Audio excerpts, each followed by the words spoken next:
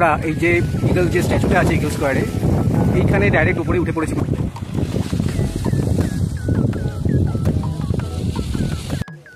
আর এই ক্যাবেতে আসতে আমাদের টোটাল খরচা পড়লো 26 মালয়েশিয়ান রিঙ্গিট, যা আমাদের ভারতীয় টাকায় প্রায় 520 টাকার মতো, 515 কোটি টাকা মতো খরচা হলো। এটা রিজনেবল। হয়তো এখানে পেট্রোলের দামের জন্য হতে পারে, পেট্রোলের দাম তো এখানে যথেষ্ট কম, প্রায় 40 টাকার মতো পার লিটার।